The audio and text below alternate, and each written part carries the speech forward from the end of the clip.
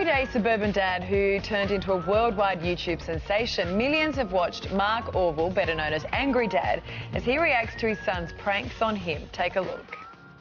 He's going to get a rude shock when he goes to serve dinner. You are a dead set moron! Fair, you know your dinner! That's skin. I don't want to... No, again! Hey, Dylan, let's get going. I'm going to grow another 2 years old if we sit here any longer. Me too!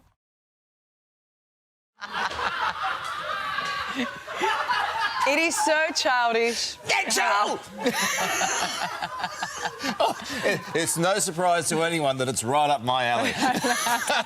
Well, it hasn't all been smooth sailing, though. Mark and his family are now the subject of a new documentary about the highs and many lows of internet fame. And Mark and the family join us now, no jokes, from Melbourne. Morning, guys. How are you?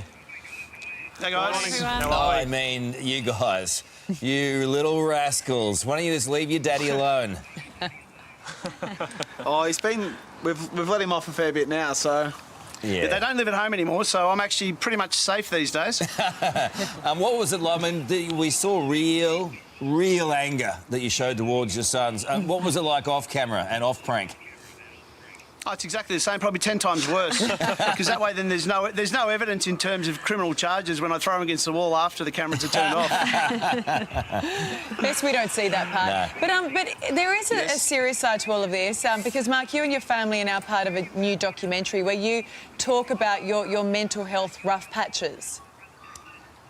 Yes, look, it was a difficult thing to do, to be honest. It opened up some pretty old and emotional wounds from the footy days and when the career come to an end and, you know, trying to salvage and understand, you know, what life was going to be about. And it's been a very private matter for a long, long time. And last year I decided to actually tell the story. I was approached by a production company. It happened to coincide with being an ambassador for Movember. It's sort of all just come together, and I've decided to do that, you know, to again continue to raise much needed awareness and funds for those that are suffering, because it's a major issue in society these days. The thing is, the funny thing about all this is that you actually bring so much laughter to people when you're obviously going through your own thing, but to have that in a very public way, your embarrassment has produced an immense amounts of laughter and relief for all of us sitting at home. It's a funny kind of position.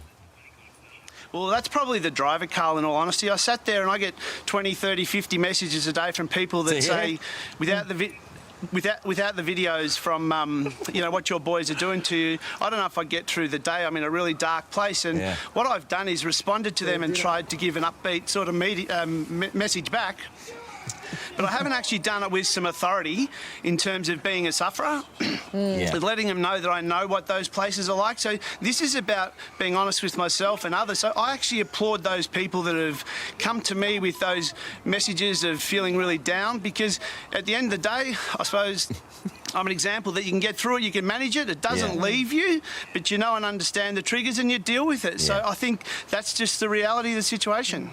And Shara, I love in this doco that Mark is very open about the fact that you are the rock who keeps the family together and that he wouldn't be where he is without you.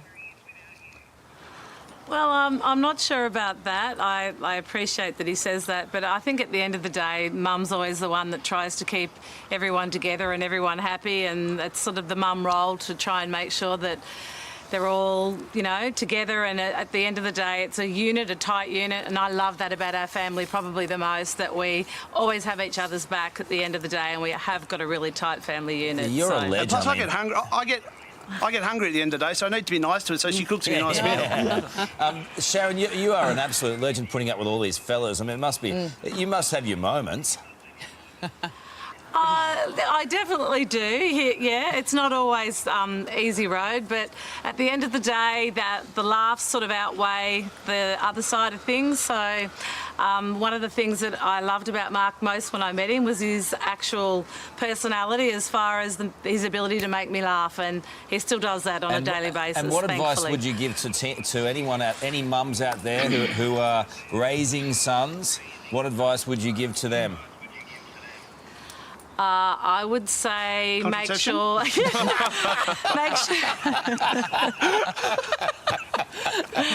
Yeah, try all the tricks for getting a girl. She's the best. What do you mean we left ours out of the video? No, honestly, I would say raise them honestly to be good humans, to be loving. I'm never afraid to tell them every day. They'll tell you how much I love them.